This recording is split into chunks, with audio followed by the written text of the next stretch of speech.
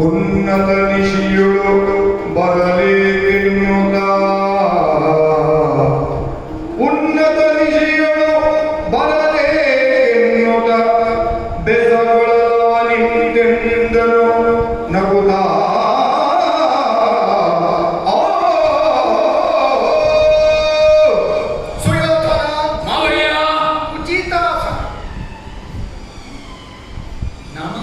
ಕುಳಿತುಕೊಳ್ಳುವುದರಲ್ಲಿ ಆಸನದ ಮೇಲೆ ಸೌಖ್ಯ. ನೀವು ಮಗ ನೆಲದಲ್ಲಿ ಕೂತು ಅಂತ ಹೇಳಿದ್ರೆ ಅಯ್ಯೋ ನೀ ಕುಳಿತುಕೊಳ್ತಿ, ನಾನು ತಲೆ ಮೇಲೆ ಕೂತ್ಕೊಳ್ಳುವ ಜಾಗ ಬೇರೆ. ಯಾಕೆ? ನಾನು ಪಾದದ ಬುಡದಲ್ಲಿ ತಲೆ ಇಟ್ಟು ಕೂತ್ಕೊಳ್ಳುವ ಜಾಗ ಇಲ್ಲಿ. ಹೌದು, ಯಾಕೆ ನಾನು ಆಡಿದ್ದು ಉಚಿತಾಸನ ಕೊಟ್ಟದ್ದು ನೀನೇ. ನಾ ಕೊಟ್ಟ ಮೇಲೆ ನಿಮ್ಮತ್ತೆ, ಆದ್ದರಿಂದಲೇ ನನ್ನ ನಿಜಾಲೆ. ಯಾಕೆ? ಈ ಬೀಜ ನಿನ್ನದ್ದೇ, ಅದು ನಿಮ್ಮತ್ತೆ. ಈಗ ನಾನಿರುವುದರಿಂದ ನೀ ಮಾವ ನಿಮ್ಮದ್ದು ತಾಡಿದ್ದರಿಂದ ನಾ ಇರುವವರೆಗೆ ಅಲ್ಲ, ನೀ ಇರುವವರೆಗೆ. ಆದ್ದರಿಂದ ಬಂದಿಯಲ್ಲ, ಉಚಿತಾಸನ ತಾಡಿದ್ದು ಆ ನೆಲೆಯಲ್ಲಿ ನೀ ನನಗೆ ಕೊಟ್ಟದ್ದು ನಾ ನಿನಗೆ ಕೊಟ್ಟದ್ದು ಎಂಬ ನೆಲೆಯಲ್ಲಿ ಕುಳಿತುಕೋ. ಏನಾಗಿ ಕಾಲ, ದೇಶ, ಪಾತ್ರ ಈ ಮೂರರ ಸಾಂಗತ್ಯ ಇಲ್ಲದೆ ಒಂದು ಹೆಜ್ಜೆ ಇಡುವವಲ್ಲ ನೀನು.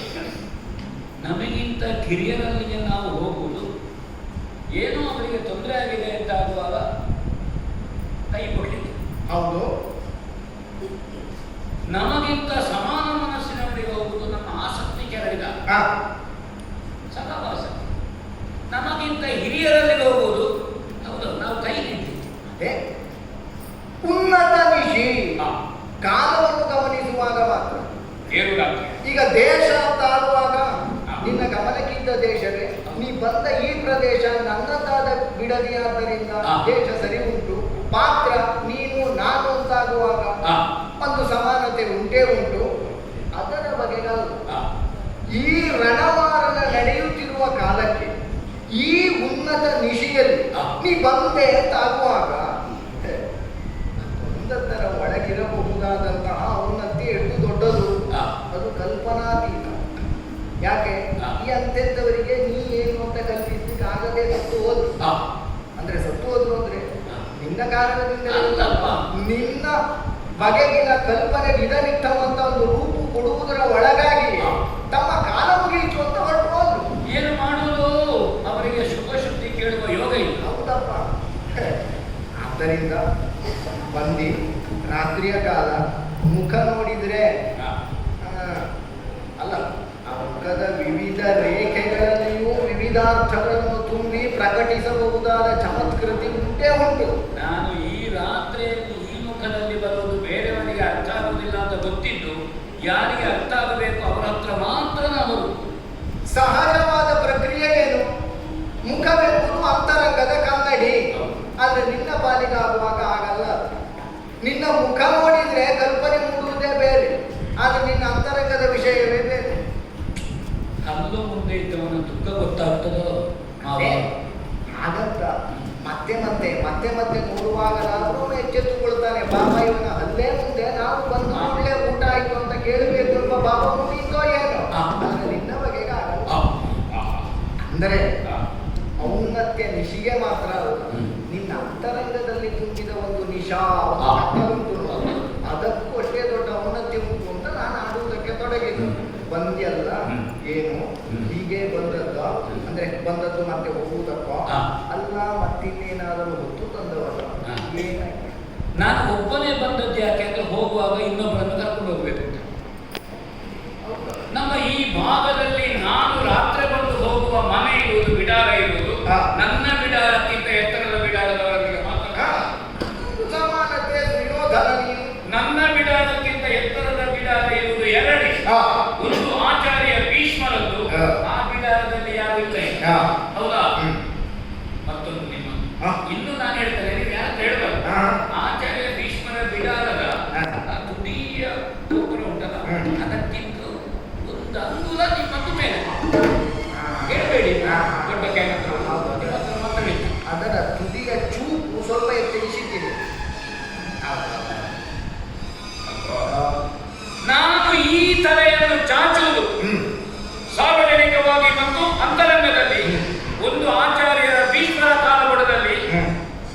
ಮತ್ತೊಂದು ನಿಮ್ಮ ಕಾಲ ಬಿಡಬೇಕು. ಬೇರೆಯವರಿಗೆ ನನಗೆ ಹೀಗೆ ತಲೆ ಚಾಚ ಅಭ್ಯಾಸವಿಲ್ಲ. ಹೀಗೆ ನಾನು ನಮಸ್ಕಾರ ಮಾಡುವ ತೊಡೆ ಮುಟ್ಟಿ ಹೀಗೆ ಮಾಡುದು ತಪ್ಪಿದ್ದಕ್ಕ ನೀವು ನಮಸ್ಕಾರ ಮಾಡಿದ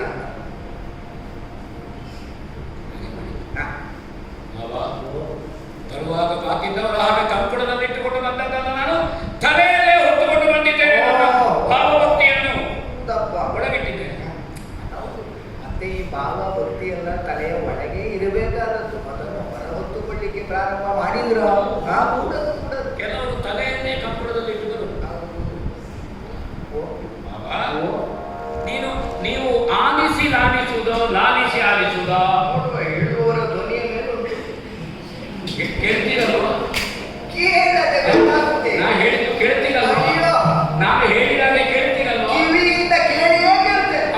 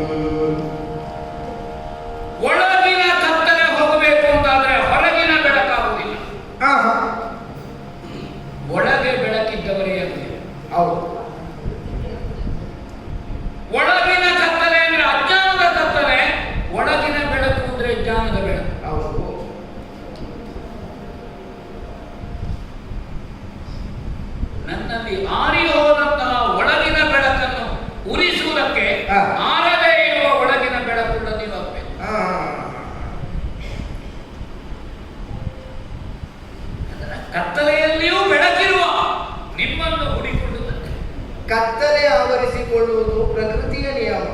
ಅದು ಬಹಿರಂಗದ್ದಾಗಲಿ ಅಂತರಂಗದ್ದಾಗಲಿ ಈ ಮಧ್ಯ ಪ್ರಪಂಚಕ್ಕೆ ಬಂದ ಮೇಲೆ ಜೀವಜಾಲವನ್ನು ಆವರಿಸಿಕೊಳ್ಳುತ್ತದೆ. ಆದರೆ ನಮ್ಮದಾದಂತಹ ವಿವೇಕ, ನಮ್ಮದಾದಂತಹ ಧೀಶಕ್ತಿ ಆ ಕತ್ತಲೆಯನ್ನು ನಿವಾರಿಸಿಕೊಳ್ಳುವುದರತ್ತ ಪ್ರಾಮಾಣಿಕವಾಗಿ ತುಡಿತ ಹೊಂದಿದೋ ಅದು ಮುಖ್ಯ.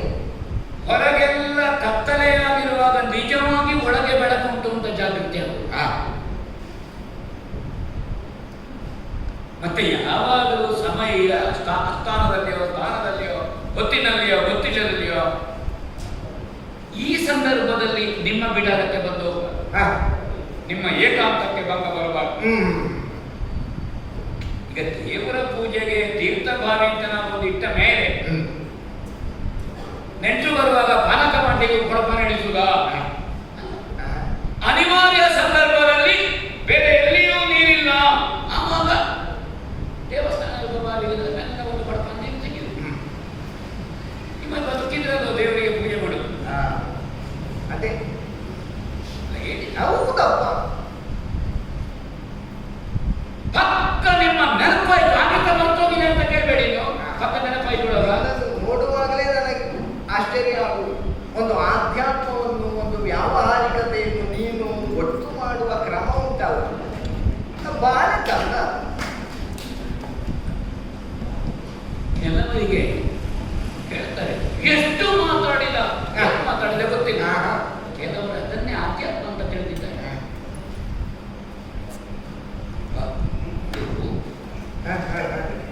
ಇವತ್ತು ಹಗಲಿನ ಒಂದು ಯುದ್ಧ,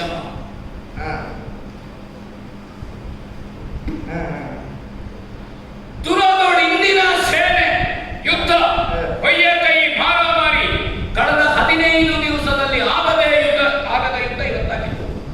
ಹೌದು. ಏನು ಹೊಡೆದಾಟ, ಏನು ಹೊಡೆದಾಟ, ಎಷ್ಟು ಹೆಣ ಬಿದ್ದಿದೆ ಅಂತ ಇನ್ನೂ ಲೆಕ್ಕ ಸಿಗಲಿಲ್ಲ. ಅದು ದಿನನಿತ್ಯ ಯುದ್ಧ ಮಾಡುವಾಗ ಲೆಕ್ಕ ಸಿಕ್ಕುವುದಿಲ್ಲ. ನಾನು ಲೆಕ್ಕ ತೆಗಿಲಿಕ್ಕೆ ಹೋಗ್ಲಿಲ್ಲ. ಉಳಿದವರೆಷ್ಟು ಎನ್ನುವುದರ ಮೇಲೆ ಬಿದ್ದದ್ದೆಷ್ಟು ಅಂತ ಲೆಕ್ಕ ಮಾಡೋದು ನಾವು. ಅತಿರಥ ಮಹಾರಥರು, ನಮ್ಮಲ್ಲಿರುವ ಯುದ್ಧ ವಿಕ್ರಮಿಗಳು, ದುರಂಧರರು ಏನು ಹೋರಾಟ ಮಾಡಿದ್ರು, ಏನು ಯುದ್ಧ ಮಾಡಿದ್ರು ನಾ ಇದ್ದೇನಲ್ಲ, ನಮ್ಗೆ ಗೊತ್ತುಂಟು. ಆದರೆ ನಮ್ಮ ಸೇನೆ ಹಿಂದೆ ಹೋಗಿದೆ. ಇಷ್ಟೆಲ್ಲ ಭಾವೋದ್ವೇಗದಿಂದ ಇಂದಿನ ಬೆಳಗಿನ ಯುದ್ಧವನ್ನಿಸುವಾಗ ನಾನಲ್ಲೇ ಜೀವಂತ ಇದ್ದೇನೆ. ನನ್ನ ಒಮ್ಮೆಯೂ ಈ ಭಾವವನ್ನು ನನಗೆ ಯಾರ ಯುದ್ಧದ ಬಗ್ಗೆ ನೀನು ಆಡುವುದು ಅಂತ. ನಮ್ಮ ಸೇನೆ ಭಾರಿ ಹೋರಾಡಿದೆ, ಭಾರಿ ಹೋರಾಡಿದೆ, ಹಿಂದೆ ಬಂದಿದೆ. ಆದ್ರೆ ಹಿಂದೆ ಹೋರಾಡದೆ ಹಿಂದೆ ಹೋಗ್ಬೇಕು. ಹಾಗಾದ್ರೆ ಮುಂದೆ ಹೋಗಿದ್ದಾರೆ ಅಂತ ಆಯ್ತಲ್ಲ. ಹೋಗಿದ್ದಾರೆ, ಬೆಟ್ಟು ತಿಂದು ಹಿಂದೆ ಬಂದಿದ್ದಾರೆ. ಕದೀಲಿಕ್ಕಾಗ ಜನ ಇದ್ದಾರೆ. ಹೌದಪ್ಪ, ಕದೀಲಿಕ್ಕಾಗಲಿಲ್ಲ, ಹಿಂದೆ ಬಂದಿದ್ದಾರೆ. ಹೀಗೊಂದು ಸಮಾಧಾನ ಹೇಳ್ಬೋದು. ಸಾಯಲಿಲ್ಲ, ಹಿಂದಕ್ಕೆ ಬಂದಿದ್ದಾರೆ. ನಾನು ಹೇಳ್ಬೇಕು ಅಂತ ನಿಮ್ಗೆ ಅರ್ಥ ಇಲ್ಲದಿದ್ರೆ ನೀ ಅಳಿಯ ನಾ ಮಾವಾಗುವುದು ಹೇಗೆ ಹೇಳು? ನಾನು ಅದಕ್ಕೆ ಬಂದದ್ದು, ನಾನು ಅಡಿ ಮಾಡೋದು, ನೀವಿದ್ದೀರಲ್ಲ ಮಾವ. ಓ, ಹೇಳುವುದು ನಿಮ್ಮ ಹತ್ರ ಹೇಳಿದ್ರೆ ನಿಮಗೆ ಗೊತ್ತಾಗಲಿಕ್ಕೆ. ಅದೇ ನಿನ್ನ ಒಳಗಲ್ವ ಪರಿಭವಕ್ಕೆ ಸಂದುವುದು ಎಮ್ಮಯ ಸೇನೆ.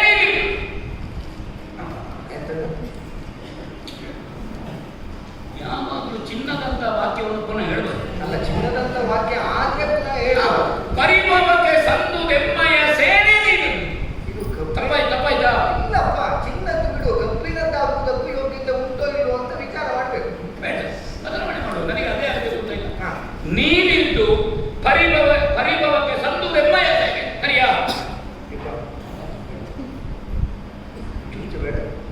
ಬೇಡ ಹಿಂದೆ ತೆಕ್ಕೊಂಡೆ. ಪರಿಭವಕ್ಕೆ ಸಂದುದೆಮ್ಮೆಯ ಸೇನೆ ನೀವು ಗಳಬೇಕಾ? ಹಾಗೆ ಆ ಸಾಲಿನಲ್ಲಿ ಒಂದು 4 ಜನರನ್ನಾದ್ರೂ ಇಟ್ಟರೆ ನನಗೆ ಚುಚ್ಚುವಿಕೆ ಕಡಿಮೆ ಆಗ್ತದೆ. ಇಲ್ಲ, ನನಗೆ ಒಂದು ಗುರುಗಳೊಂದು ಹೇಳಿದ್ದಾರೆ, ನೀವುಗಳು ಅಂತ ಹೇಳಿದ್ರೆ ತುಂಬಾ ಜನ ಇದ್ದಾರೆ ಅಂತ ಅರ್ಥಲ್ಲ. ಅದು ಬಹುಮಾನ್ಯರನ್ನು ಹೇಳುವಾಗ ನೀವುಗಳು ಅಂತ ಹೇಳುವುದು ಆತ್ಮಕ್ಕೆ ಬಹುವಚನ ಕೊಡುವ ಪ್ರಕ್ರಿಯೆ. ನಾ ಬೇರೆಯೋ, ನನ್ನ ಆತ್ಮ ಸ್ವರೂಪಿಗಳಾದ ನೀವು ಬೇರೆಯೋ? ಆತ್ಮ ಸ್ವರೂಪಿಗಳಾದ ನೀವು ಬೇರೆ, ನನ್ನ ಆತ್ಮದೊಳಗೆ ನೀವೇ ಅಲ್ವ ಮಾವ? ನಾನೀಗ ಆ ಕಡೆ ಬೇಡ, ನಾವು ಬದಲಾವಣೆ ಮಾಡುವ. ನೀವಿದ್ದು ಹರಿಬಕ್ಕೆ ಒದಗುವವರ ಬೇರೆ ಕಾಣೆ. ನಿಮ್ಮನ್ನು ಆಚೆ ಹಾಕುವ, ನಿಮ್ಮನ್ನು ಈಚೆ ಹಾಕಬೇಡ. ಈಗ ನಿಮ್ಮನ್ನು ನೀವಿದ್ದು ಸಂದುದೆಮ್ಮಯ ಸೇನೆ ಅಂತ ಹೇಳಿದ್ರೆ ನೀವು ಈಚೆ ಹಾಕ್ತೀರಿ. ಬೇಡ, ನಾನು ಆಚೆ ಈಚೆ ಮಾಡುದಿಲ್ಲ. ನಿಮ್ಮನ್ನು ಅಂತ ಹೇಳಿದ್ರೆ ನೀವಿದ್ದು ಹರಿಬಕ್ಕೆ ಒದಗುವವರ ಬೇರೆ ಕಾಣೆ. ನಿಮ್ಮನ್ನು ಇಟ್ಲಾಗೆ ಇಷ್ಟು ದಿನದ ಯುದ್ಧದಲ್ಲಿ ಯುದ್ಧದಲ್ಲಿ ನೀ ಜಯ ಕಂಡದ್ದು ಯಾವ ದಿನ ಹೇಳಿ? ಈಗ ನಿನ್ನ ಅಂತರಂಗಕ್ಕೆ ಸಮಾಧಾನ ಆಗುವ ಹಾಗೆ ಇಷ್ಟು ದಿನದ ಯುದ್ಧದಲ್ಲಿ ತಾ ಜಯಿಸಿದ್ದೇನೆ ಎನ್ನುವ ಒಂದು ದಿನ ಉಂಟಾ? ಹೀಗೆ ಮಾಡುವ ನನಗೆ ಇಷ್ಟು ದಿವಸ ಯುದ್ಧದಲ್ಲಿ ಸೋತಿದ್ದೇನೆ ಅಂತ ನಮ್ಮ ಪುಣ್ಯಾತ್ಮ ನನ್ನ ವಾಕ್ಯಕ್ಕೆ ಬೆಲೆಯೇ ಕೊಡುವುದಿಲ್ಲ. ಅವನ ವಾಕ್ಯ ಬದಲಾಯಿಸುವ ಮೌಲ್ಯಮಾಪನ ಮಾಡಲಿಕ್ಕೆ ನಾನು ಮೌಲ್ಯಮಾಪನ ಅಲ್ಲಯ್ಯ. ನಿಮ್ಮದ್ದು ಬರೆದಿಡಬೇಕಾದ ವಾಕ್ಯ, ನಿಮ್ಮ ಭಾವಚಿತ್ರ, ಅದು ಬರೆದಿಡಲಿಕ್ಕೆ ಯೋಗ್ಯವಾದ ನಿಮ್ಮ ವಾಕ್ಯ. ಭಾವಚಿತ್ರದ ಕೆಳಗೆ ಬರೆದಿಡಬೇಕಾದ ವಾಕ್ಯ. ಇದು ನಮ್ಮ ಮಾವ ಹೇಳಿದ್ದು, ಸಂಜೆ ಮಾವ ಹೇಳಿದ್ದು. ಈಗ ನೀನು ಭಾವಚಿತ್ರ ಮಾಡಿಸಿ ಆಯ್ತಾ? ಈಗ ಕಳೆದ ಒಂದು ಅಲ್ಲ, ನಿನ್ನ ಪೂರ್ವ ಸಿದ್ಧತೆ ಹೇಳಿ ಒಂದು ಸಭೆ ಈಗ ಹತ್ರ ಕಳೆಯಿತು. ನಾನು ವಿಶೇಷವಾದಂತಹ ಒಂದು ಆಸನ ಇಟ್ಟಿದ್ದೇನೆ. ಓ, ಒಂದು ವಿಶೇಷ ಆಸನ ಇಟ್ಟಿದ್ದೇನೆ. ಹಾ, ಹಾ, ನನ್ನ ಆಸನಕ್ಕಿಂತ ಎತ್ತರ. ಹಾ. ಒಬ್ಬ ಕೇಳಿದ, ಹೌದಾ ಗೌರವೇಶ್ವರ ಭೂಪತಿಗಳಿಗೆ ಆಸನ ಯಾರು ಅಂತ. ನಾನು ಹೇಳಿದೆ, ನನ್ನ ಭಾವದ ನನ್ನ ಮಾವ ಚಿತ್ರರೂಪದಲ್ಲಿದ್ದಾರೆ, ನನ್ನ ಆಸನಕ್ಕೆ ಕೈ ಮುಗಿದು ಬಂದು ನೀವು ಓ, ಈಗಲೇ ನೀನು ಭಾವಚಿತ್ರ ಕಲ್ಪನೆ ಮಾಡಿ ಕೈ ಮುಗಿದು ಹೂವಿನಾರ ಹಾಕಿ ಆರತಿ ಪ್ರಸಾದ ತೆಕ್ಕೊಂಡೆಲ್ಲ ಮುಗಿಸಿ ನೀವು ಹಾಗೆ ವಿಪರೀತ ಅರ್ಥ ಮಾಡಬೇಡಿ. ವಿಪರೀತ ಅಲ್ಲದೆ ಮತ್ತಿನ್ನೇನಾಯ್ತು?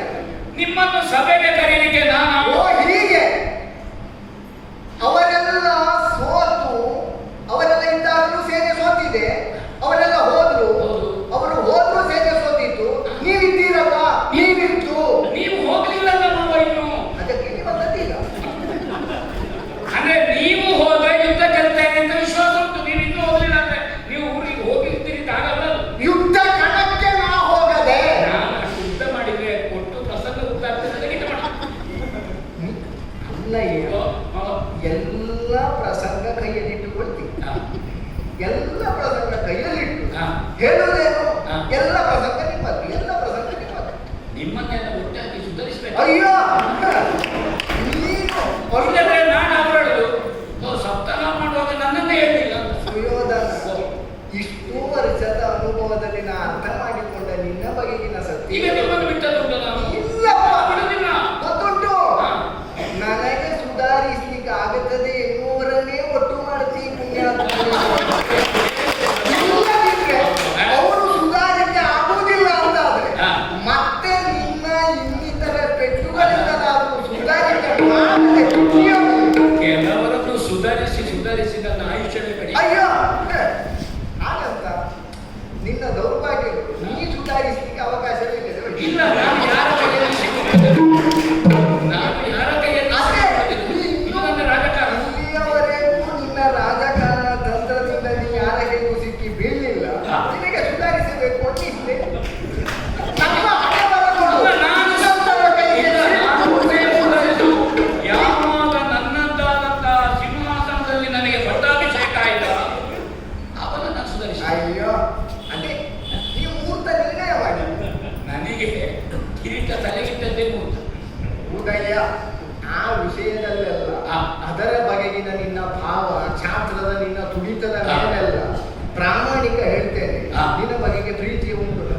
ಹಾಗೆ ನಾವು ಬಂದದ್ದು ನೀ ಅದು ಅರ್ಥ ಆಗದೆ ನೀ ಒಳಗೆ ಮಾಡ್ತೀಯ. ಓ, ನೀವಿರ್ತು ಹರಿಬಕ್ಕೆ ಒದಗುವವರ ಬೇರೆ ಕಾಣೆ. ನಮ್ಮ ಸೇನೆ ಪ್ರಾಮಾಣಿಕವಾಗಿ ಹೇಳ್ತೇನೆ ಅಂತ ನಾ ಹೇಳುವುದು ಬೇಡ. ಪ್ರಾಮಾಣಿಕ ನಾ ಕೊಟ್ಟರೆ ಬಾಕಿದ್ದವರಲ್ಲಿ ಇರುವುದು ನಿಮ್ಮನ್ನು ಬಿಟ್ಟು.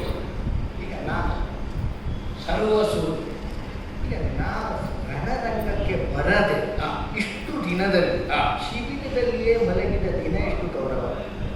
ನೀವು ಹಾಗೆ ಮಾಡುವವರು ಹಾಗಲ್ಲ ಅಂತ ಆದ್ರೆ ಇಷ್ಟು ದಿನವೂ ಸೋಲಿನ ಸುಳಿಯಲ್ಲಿಯೇ ಇದ್ದ ನಿನ್ನ ಸೇನೆಯ ಬಗೆಗೆ ಒಂದು ದಿನವೂ ಈ ಮಾತಾಡದೆ ಇವತ್ತಿನ ರಾತ್ರಿ ಆಗುವಾಗ ಬಂದು ಪರಿಭವಕ್ಕೆ ಸಂತು ಗೆಲ್ಮೆಯ ಸೇನೆ ನೀವಿರ್ತು ಅಂತ ನೀವು ಮೂರು ಸಲ ಒತ್ತಿ ಅದಕ್ಕೆ ಬೇರೆ ಬೇರೆ ವ್ಯಾಖ್ಯಾನ ಮಾಡುವಾಗ ನಾ ಎಲ್ಲಿದ್ದೇನೆ?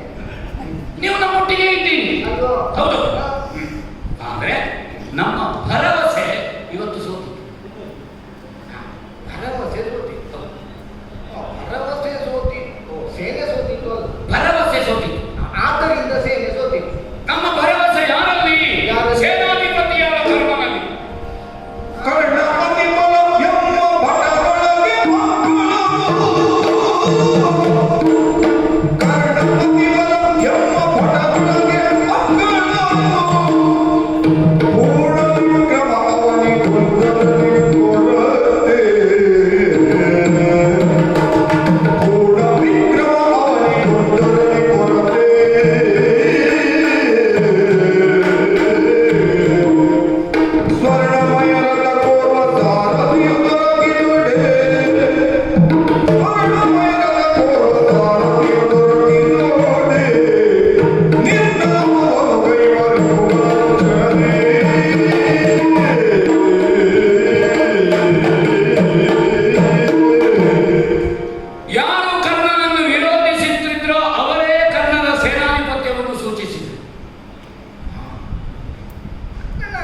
ಸೇನಾಧಿಪತಿ ಇವತ್ತಿನ ದಿವಸದ ಆಚಾರ್ಯ ಕೃಪರು, ಅಶ್ವತ್ಥಾಮಾಚಾರ್ಯರು ಹೌದು. ಇವರು ವಿರೋಧಿಸುವವರೇ ಸೂಚಿಸಿ ಅನುಮೋದನೆ ಮಾಡಿದ್ರೆ ನಮಗೆ ಸುಖ.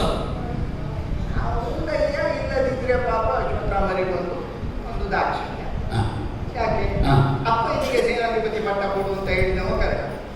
ಈಗ ಅಪ್ಪಯ್ಯ ಹೋದ ಮೇಲೆ ಮತ್ತೆ ಸೇನಾಧಿಪತಿ ಪಟ್ಟ ಕೊಡು ಅಂತ ಪಾಪ ಆ ಬ್ರಾಹ್ಮಣರಿಗೆ ಹೇಳಬೇಕಾದದ್ದು ದೇವರಿಗೆ ಕೊಡು. ದಾಕ್ಷಿಣ್ಯ ಇಲ್ಲದ ಅಶ್ವತ್ಥಾಮರಿಗೊಂದು ದಾಕ್ಷಿಣ್ಯಕ್ಕೆ ಬಿದ್ದರು. ಇದರಲ್ಲಿ ದೊಡ್ಡ ದಾಕ್ಷಿಣ್ಯ ಇಲ್ಲ. ಅಪ್ಪಯ್ಯ ಅಲ್ವಾ, ಆ ಅಪ್ಪಯ್ಯನನ್ನು ಆಲೋಚನೆ ಮಾಡು. ಹಾ. ಆ ಅಪ್ಪಯ್ಯನಿಗೆ ಎಷ್ಟು ದೊಡ್ಡ ದಾಕ್ಷಿಣ್ಯ ಅಂತ ಕೇಳಿ ಹಾ. ಗೌರವ ಕೊಟ್ಟ ಹಾಲು ಗೌರವ ಕೊಟ್ಟ ಅನ್ನೋ ಎನ್ನುವುದಕ್ಕಿಂತ ತನ್ನ ಮಗ ಸತ್ನೋ ಮಗನ ಮೇಲಿದ್ದ ದಾಕ್ಷಿಣ್ಯ ಇರಬಾರ್ದು ಅಂತ ಆಕ್ಷೇಪ ಅಲ್ಲ. ಸ್ವಾಭಾವಿಕ. ಅದೇ ಮತ್ತಿವನಿಗೆ ಅಪ್ಪಯ್ಯನ ಮೇಲೆ ಅಷ್ಟು ದಾಕ್ಷಿಣ್ಯ. ಸ್ವಾಭಾವಿಕ. ಆತ್ಮ ಮತ್ತು ಪುತ್ರನೇ ಸತ್ತು ಹೋದ ಅಂತ ಸುಳ್ಳು ಹೇಳದೇ ಇದ್ದವನಿಂದ ಸುಳ್ಳು ಬಂತು ಅಂತಾಗುವಾಗ ಕುಸಿತು. ಹೌದು. ಆದರೆ ಯಾವ ದಾಕ್ಷಿಣ್ಯವು ಯಾರ ದಾಕ್ಷಿಣ್ಯವು ಇಲ್ಲದೆ ಇದ್ದವರು ನಮ್ಮ ಸೇನೆಯಲ್ಲಿ ನಿಮ್ಮನ್ನು ಬಿಟ್ಟು ಬೇರೊಬ್ಬರನ್ನು ನಾನು ಗುರುತಿಸಿದೆ. ಅಂತೂ ನಮಗೆ ದಾಕ್ಷಿಣ್ಯ ಇಲ್ಲ. ಇಲ್ಲೂ ಎಲ್ಲಿಯಾದರೂ ನಿಮ್ಮ ಮನಸ್ಸಿನ ಮೂಲೆಯಲ್ಲಿ ಸಣ್ಣ ಒಂದು ದಾಕ್ಷಿಣ್ಯ ಇದ್ರೆ ಅದು ನನ್ನ ಕುರಿತಲ್ಲದೆ ಬೇರೆಯವರಿಗಲ್ಲ ಅಂತ ನಾನು ತಿಳ್ಕೊಂಡಿದ್ದೇನೆ. ಅಯ್ಯೋ, ನೀ ತಿಳ್ಕೊಳ್ಳುವುದೇನು? ಈ ಪಕ್ಷದಲ್ಲಿದ್ದ ಮೇಲೆ ಪೂರ್ಣ ದಾಕ್ಷಿಣ್ಯ ಇದ್ದದ್ದು ನಿನ್ನ ತಲೆ ಮೇಲೆ. ಸ್ವಲ್ಪ ಮುಂದೆ ಅಲ್ಲ, ನಾ ಎಷ್ಟು ಮುಂದೆ ಹೇಳಿದ್ದು ಬಂದ್ರು ನಾನು. ಅಲ್ಲ, ನಾ ಎಷ್ಟು ಮುಂದೆ ಬಂದ್ರು ಈಗ ನನ್ನದು ಗಟ್ಟಿ ಆಲೋಚನೆ. ನಾ ಕುಳಿತಲ್ಲೇ ಕುಳಿತುಕೊಳ್ಬೇಕು. ಮುಂದೆ ಬರುವುದೋ ಹಿಂದೆ ಹೋಗುವುದೋ ನನಗೂ ಇರುವುದು ನಿಮ್ಮನ್ನು ಈ ಸಲ ಕೂತ್ಕೊಡಿಸಬೇಕು ಅಂತಲೇ. ಅದೇ. ನೀವು ನಿಲ್ಲುವುದಲ್ಲ. ಅದೇ ಗೊತ್ತಾಯ್ತು ನನಗೆ. ಕುಳಿತಲ್ಲೇ ನಿಲ್ಲುವುದಲ್ಲ. ಎಲ್ಲರೂ ನನಗೆ ಬೇಕಾದ್ರೆ ನೀವು ನಿಲ್ಲಿ ಹೇಳ್ತಾರೆ. ಹಾ. ಹೌದಾ? ಕೆಲವರು ಹೇಳ್ತಾರೆ ಅವರು ಬರ್ತಾ ಇದ್ದಾರೆ ಎದ್ದು ನಿಲ್ಲಿ ಇದ್ದಾರೆ. ಬಂದವರಿಗೆ ಎದ್ದು ನಿಲ್ಲಬೇಕು ಅಂತ ಗೊತ್ತಿಲ್ಲ ಅಂತ ತಿಳ್ಕೊಳ್ಳೋದು. ದಾಕ್ಷಿಣ್ಯಕ್ಕೆ ಕರ್ಣ ಸೇನಾಧಿಪತಿ ಅಲ್ಲ. ಪೂರ್ಣ ವಿಕ್ರಮವನ್ನು ಕರ್ಣ ಬೆಳೆದಿದ್ದಾನೆ. ಇವತ್ತು ನಮ್ಮ ಸೇನೆ ಒಂದು ಉತ್ಸಾಹದಿಂದ ಯುದ್ಧ ಮಾಡಿದೆ. ನಿಮಗೆ ಗೊತ್ತುಂಟು, ನನಗೂ ಗೊತ್ತಾಗಿದೆ ಅಂತ ನಿಮ್ಮ ಹತ್ರ ಹೇಳು. ಪೂರ್ಣ ವಿಕ್ರಮದಿಂದ ಯುದ್ಧ ಮಾಡಿದ್ದ. ಎಂತೆಂಥವರನ್ನು ಎದುರು ವಿಕ್ರಮದಿಂದ ಅಲ್ಲ, ವಿಕ್ರಮ ಅರ್ಜುನನ ನುಳಿದು ಮಿಕ್ಕ ಪಾಂಡವರನ್ನು 4 ಮಂದಿಯನ್ನು ಎದುರು ಹಾಕಿಕೊಂಡಂತ ಕರ್ಣ ಒಟ್ಟಿಗೆ ಅಲ್ಲ, ಬೇರೆ ಬೇರೆ ಅದೇ ನಿಂತು ಯುದ್ಧ ಮಾಡಿ ಹ್ಮ್ ಕಾಡಿ ಯುದ್ಧ ಮಾಡಿದ. ಆದರೆ 4 ಮಂದಿಯಲ್ಲಿ ಕರ್ಣ ಸೋತ ಇಲ್ಲ. ಎಂತ ಈಗ 4 ಮಂದಿಯ ಜೊತೆಗೂ ಬೆಳಕಿಂದ ಸಂಜೆವರೆಗೆ ಯುದ್ಧ ಮಾಡಿದ ಕರ್ಣನನ್ನು ವಿಕ್ರಮ ಇಲ್ಲ ಅನ್ನಲ್ಲ. ಇಲ್ಲವೇ ಇಲ್ಲ ಅಂದ್ರೆ ಇಲ್ಲವೇ ಇಲ್ಲ ಅಂತಂದ್ರೆ ವಿಕ್ರಮ ಇಲ್ಲವೇ ಇಲ್ಲ ಅಂತಲ್ಲ. ನನಗೆ ಹೀಗನ್ನಿಸ್ತದೆ, ನೀವೊಂದು ವರ್ಣಿಸುವಲ್ಲಿ ನಿಂತು ಯುದ್ಧ ಮಾಡಿದ, ಕುಳಿತು ಯುದ್ಧ ನಿಂತುದೇ ಕಾಡಿಯಾಗಿ ರಣರಂಗದಲ್ಲಿ ನಿಂತು. ಕೆಲವರು ಒಬ್ಬರ ಹತ್ರವೇ ಸಂಜೆ ಯುದ್ಧ ಮಾಡುದು, ಎಂತ ಪರಿಣಾಮ ಇಲ್ಲ. 4 ಮಂದಿ ಹತ್ರ ಸೇನಾಧಿಪತಿ ತನ್ನ ಸಾಮರ್ಥ್ಯ ಏನು ಅಂತ ಪರಿಚಯಿಸಿದ. 4 ಜನರ ಪೆಟ್ಟು ಮೇಲಿಂದ ಮೇಲೆ ಬಂದು ಬಿದ್ದರೂ ಜೀವ ಉಳಿಸಿಕೊಂಡು ಒಬ್ಬಾತ ಹಿಂದೆ ಬರ್ತಾನೆ ಅಂತಂದ್ರೆ ವಿಕ್ರಮಿಗೆ ನಾಳೆ ಯುದ್ಧ ಮಾಡಬೇಕು ನಮಗೆ ಉಂಟು. ಇವತ್ತಿನ ಸೋಲು ಎಲ್ಲಿ ಆಯಿತು, ದೌರ್ಬಲ್ಯ ಎಲ್ಲಿ, ಅದನ್ನೆಲ್ಲ ಆಲೋಚನೆ ಮಾಡಿ ದೌರ್ಬಲ್ಯವನ್ನೆಲ್ಲ ಸರಿ ತೋರಿಸಿ ನಾಳೆ ಪ್ರಾಬಲ್ಯವನ್ನು ಯಾಕೆ ಬೆಳಿಬಾರದು? ನಾಳೆ ಯುದ್ಧ ಮಾಡುವ ಆಲೋಚನೆ ಉಂಟು. ಈಗ ಒಬ್ಬ ಸಮುದ್ರಕ್ಕೆ ಹೋಗ್ತಾನೆ, ಇನ್ನು ಮುಂದೆ ಹೋದ್ರೆ ಆಯಾಸ ಆಗ್ತದೆ, ಅವ ಈಜು ಕಲ್ತದ್ದಷ್ಟೇ. ಮತ್ತು ಮುಂದೆ ಹೋಗಿ ಮುಳುಗುವುದಾ, ಹಿಂದೆ ಬಂದು ಮನೆಯಲ್ಲಿ ಕೆರೆಯಲ್ಲೆಲ್ಲ ಅಭ್ಯಾಸ ಮಾಡಿ ಪುನಃ ಹೋಗುದಾ? ಬುದ್ಧಿಮಂತ ಹಾಗೆ ಹೋಗಿ ಸಾಯುವುದಲ್ಲ, ಆತ್ಮಾರ್ಪಣೆ ಅಂತ ಘೋಷಣೆ ಮಾಡೋದಲ್ಲ, ಬದುಕಿ ಬರಬೇಕು. ಹೌದಲ್ಲ? ಸತತ ಅಭ್ಯಾಸ. ಮತ್ತೆ ಸೋಲು ಯಾವುದರಲ್ಲಿ ಯಾವ ಮುಖದಲ್ಲಿ ಅಂತ ನೋಡ್ಬೇಕು. ಹೌದಪ್ಪ, ಹಾಗೆ ಹೀಗೂ ಒಂದು ಉಂಟು.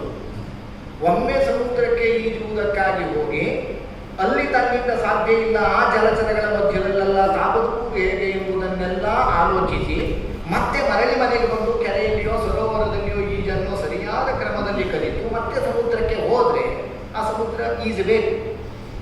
ಇದು ಒಮ್ಮೆ ಸಮುದ್ರಕ್ಕೆ ಹೋದದ್ದಲ್ಲ, ದಿನವೂ ಸಮುದ್ರಕ್ಕೆ ಹೋಗುವುದು. ಇವತ್ತಾಗುವುದಿಲ್ಲ ಅಂತ ಹೇಳುವುದು, ಮನೆಗೆ ಹೋಗುವುದು, ಕೆರೆಯಲ್ಲಿ ಬೀಳುವುದು, ಮತ್ತೆ ನಾಳೆ ಸಮುದ್ರಕ್ಕೆ ಹೋಗುವುದು. ಇವತ್ತಾಗುವುದಿಲ್ಲ ಅಂತ ಹೇಳುವುದು, ಬದಿಯ ಹೊಳೆಯಲ್ಲಿ ಬೀಳುವುದು, ಮತ್ತೆ ನಾಡಿದ್ದು ಸಮುದ್ರಕ್ಕೆ. ಹಾಗೆ ಮಾಡಲಿಕ್ಕೆ ನಾನು ಗೌರವ. ನೀನೆಲ್ಲ ನಾಡಿದ್ದು ಸೇನಾಪತಿ ಅಲ್ಲೇ ಹಾಗೆ ಮಾಡಲಿಕ್ಕೆ ಬಿಟ್ಟ ನಾವು ಸೇನಾಧಿಪತಿಯನ್ನು. ಕರ್ಣ ಅಂತ ನನಗೆ ದಾಕ್ಷಿಣ್ಯ ಉಂಟ. ಸುಯೋಧನ ಬೇಡ. ಬೇಡಂದ್ರೆ ಈಗ ಈ ಮಧ್ಯದಲ್ಲಿ ಹಾ. ಜೀವಂತ ಇದ್ದಾನಲ್ಲ, ಹೌದು. ಈ ಜೀವಂತ ಇರುತ್ತಾ ಎಲ್ಲ ಈ ಸೇನಾಪತಿಗಳನ್ನೆಲ್ಲ ಬದಲಾವಣೆ ಮಾಡಿ ಒಂದು ರಾತ್ರಿ ಕಳೆಯುವುದರೊಳಗೆ ಈಗ ನೀನಲ್ಲ ಅಂತ ನಾನೀಗ ಸೇನಾಧಿಪತಿಯ ಬದಲಾವಣೆ ಮಾಡಿದ್ರೆ ಸರ್ವಾನುಮತದಿಂದ ನೀವೆಲ್ಲ ಇದ್ದುಕೊಂಡು ಅವನನ್ನು ಆಯ್ಕೆ ಮಾಡಿದ್ದೆ ತಪ್ಪುಂಟಾಗುವುದಿಲ್ಲ. ಅಲ್ಲ, ಅದು ಹಾಗೆ ಒಮ್ಮತದಿಂದ ಅಲ್ಲ, ಅದು ಅಲ್ಲಲ್ಲ, ಈಗ ನಾವು ಒಪ್ಪಿದ್ದೇವಲ್ಲ. ಹೌದು. ಆದರೂ ಪರಿಸ್ಥಿತಿ, ಸಮಯ, ಸಂದರ್ಭ ಬದಲಾದ ಹಾಗೆಲ್ಲ ಬದಲಾವಣೆ ರಾಜಕಾರಣದಲ್ಲಿ ನಿನಗೆ ನಾ ಹೇಳಿಕೊಟ್ಟಾಗಬೇಕು. ಅದಕ್ಕೆ ಬೇಕಾಗಿ ನಾನು ನಿಮ್ಮ ಹತ್ರ ಕೇಳದೆ ಒಂದು ನಿರ್ಣಯದ ಸಭೆ ತಗೊಂಡೆ. ಯಾಕೆ ನೀವು ಹೇಳಿಕೊಟ್ಟಾಗಬೇಕು ನನಗೆ ಅಲ್ವೋ? ಹೌದು. ನೀವು ಹೇಳಿಕೊಟ್ಟಿದ್ದಾರೆ, ಜನ ನಿಮ್ಮನ್ನು ಹೇಳಿದ್ದಾರೆ. ಎಂತದ್ದು ಶಲ್ಯ ನಾವು ಈ ಕವನವನ್ನು ತಯಾರಿ ಮಾಡಿ ಅಲ್ವೋ? ದಿನವೂ ಹೇಳಿಕೊಡ್ಬೇಕಲ್ಲ ಅಲ್ವಾ? ದಿನವೂ ಯುದ್ಧದಲ್ಲಿ ಸ್ವಲ್ಪ ಕರ್ಣ ವಿಷಯ ಬೇರೆ. ನೀ ಆಗಲ್ಲ. ಏನ್ ಹೇಳ್ತೀವಿ? ನಾ ಕಲ್ತದ್ದೆಲ್ಲ ಪ್ರಯೋಗ ಮಾಡ್ಲಿಕ್ಕೆ ಇನ್ನು ದಿವಸ ಇಲ್ಲ. ಬೇಡ ಬೇಡ, ನಾ ಜೀವಂತ ಇರುವವರೆಗೆ ನೀನು ಇನ್ನೂ ಪ್ರಯೋಗ ಮಾಡ್ಲಿಕ್ಕೆ ಹೋಗ್ಬೇಡ. ನಾನು ಹಾಗೆ ಮಾಡಿಯೇನು ನಿಮ್ಮನ್ನು? ಇಲ್ಲ, ಆ ಭರವಸೆ ಉಂಟು. ಆದ್ದರಿಂದಲೇ ಇಷ್ಟು ಒಂದು ವೇಳೆ ನಿಮಗೆ ದೊಡ್ಡ ಸಿಟ್ಟು ಬಂತು ಅಂತಾದ ಷಡ್ರಸೋಪೇತವಾದ ಒಂದು ಭೋಜನದ ವ್ಯವಸ್ಥೆ ಮಾಡಿದ್ರೆ ಕೈ ತೊಳೆದು ಒಣಗೋ ಮೊದಲೇ ನಾನಿದ್ದೇನೆ ಅಂತ ಹೇಳೋ ಜನ. ಅದೇ ನೀನು ನೋಡದೆ ಹೊಡೆಯುವುದೇ ಇಲ್ಲ ಪುಣ್ಯ. ನೀನು ನೋಡಿ ಪ್ರಾಮಾಣಿಕತನ. ನಾನು ಅಷ್ಟು ಪ್ರಾಮಾಣಿಕತನವನ್ನು ಬೇರೆ ಯಾರಲ್ಲಿಯೂ ಕಾಣಲಿಲ್ಲ. ಆದ್ದರಿಂದಲೇ ನಿನಗೆ ಮತ್ತೆ ಮತ್ತೆ ಮತ್ತೆ ಮತ್ತೆ ಅದನ್ನು ಹೇಳ್ತಾನೆ ಇರಬೇಕಾಗ. ಇವತ್ತಿನ ಸಭೆಯಲ್ಲಿ ರಾತ್ರಿ ನಾನು ಕೇಳುವಾಗ ಕಣ್ಣು ದೊಡ್ಡ ಮಾಡಿ ಕೇಳಿದ್ದೇನೆ. ಯಾಕೆ ಹೀಗಾಯ್ತು ನೋಡೋ, ಪ್ರಾಮಾಣಿಕವಾಗಿ ಹೇಳಿ. ಕರ್ಣ ಒಂದು ಮುಖವನ್ನು ಸಣ್ಣದು ಮಾಡಿ ಬೆನ್ನುಬಾರದು ಅಂತ ನನ್ನ ಆತ್ಮವಿಶ್ವಾಸದಲ್ಲಿ ಹೇಳಿದ. ದೊರೆಯೇ, ಒಬ್ಬ ಸಮರ್ಥ ಸಾರಥಿಯನ್ನು ಒದಗಿಸಿದ್ರೆ ನಾಳೆ ಯುದ್ಧದಲ್ಲಿ ಗೆದ್ದು ಕೊಡ್ತೇನೆ. ಆಯ್ತಲ್ಲ, ವಿಷಯ ಹೇಳಿದ್ದಲ್ಲ. ಹೇಳಿದ್ದಾನೆ ನಿಮ್ಮ ಸಾರಥಿ ಸತ್ತ. ಅವನ ಸೋಲಿಗೆ ಒಂದೇ ಕಾರಣ, ಸಾರಥಿ ಮಹಾರಥಿ ಅಲ್ಲ ಅಂತ ಆಯ್ತು. ಕರೆಕ್ಟ್. ಅದು ಒಂದು ದೇವರು ದೊಡ್ಡವು. ದೇವರು ದೊಡ್ಡವು. ಯಾವ ದೇವರು ಕೇಳಬೇಡ, ನನ್ನ ರಾಜಕೀಯದ ದೇವರು. ಅಯ್ಯೋ, ನಿನ್ನಲ್ಲಿ ನಾ ಕೇಳಿ ಅದು. ಕೇಳಿದ್ರೆ ನಾನು ನೀವು ಅಂತ ಹೇಳಿಬೇಡಿ. ಗೊತ್ತುಂಟು ನನಗೆ. ಜೀವಂತ ದೇವರು ಮಾಡ್ತೀನಿ ನೀನು. ನಾನು ಎಷ್ಟೊತ್ತಿಗೆ ದೇವರು ಮಾಡ್ತಾನೆ, ಎಷ್ಟೊತ್ತಿಗೆ ದೈವ ಮಾಡ್ತಾನೆ ಅಂತ ನನಗೆ. ಅಯ್ಯೋ, ಹಾಗಂತ ಕೆಲವರು ಆಡಿದ್ರು. ಇವ ಜೀವಂತ ದೇವರು, ಇವನ ಮಾತು ಕೇಳಿದ್ಯಾ ನೀನು? ಕೆಲವು ನನಗೆ ಕೇಳುವುದೇ. ಈಗ ನನ್ನನ್ನು ದೇವರು ಮಾಡಿದ್ರೆ ಅರ್ಥ ಇರ್ತದೆ, ಮಾತು ಕೇಳುವುದಿಲ್ಲ ಅಂತಲೇ ಆಡಿಯಲ್ಲ ನಾನು. ನಾನು ಮತ್ತೆ ಮಾತಾಡುವ ದೇವರಿಗೆ ಕೈ ಮುಗಿಯುತ್ತೇನೆ, ಮಾತಾಡದ ದೇವರಿಗೆ ಕೈ ಮುಗಿಯುತ್ತೇನೆ. ನಿನ್ನದು ದೇವರಲ್ಲಿ ಒಂದು ವ್ಯವಹಾರವೇ. ನನಗೆ ದೇವರು ಬೇಕಾಗುವುದೇ ವ್ಯವಹಾರಕ್ಕೆ. ಮಾವ, ನೀವು ದೇವರಾಗ ಸಿಕ್ಕಿ ಬಿದ್ದೆ ಅಂತ ಹೇಳಿ ಮಾವ. ಹಾಗೆ ನನಗೊಬ್ಬ ಸಾರಥಿಯನ್ನು ಒದಗಿಸಬೇಕಾದ್ರೆ ಸಂಜೆವರೆಗೆ ಆ ಸಾರಥಿ ಗಟ್ಟಿ ಕೂತ. ಕೆಲವರು ಮಧ್ಯಾಹ್ನ ಹೋಗ್ತಾರೆ, ಸಂಜೆವರೆಗೆ ಅವನ ನಿನ್ನೆಯ ದುಡಿಮೆ ಮಾಡಿದ ಸೂರ್ಯಾಸ್ತಮಾನಕ್ಕಾಗ ಹೋಗ ನಮಗೆ ನಷ್ಟ ಇಲ್ಲ. ಒಂದು ದಿನದ್ದು ದುಡಿಮೆ ಮಾಡಿದ ಅರ್ಥ.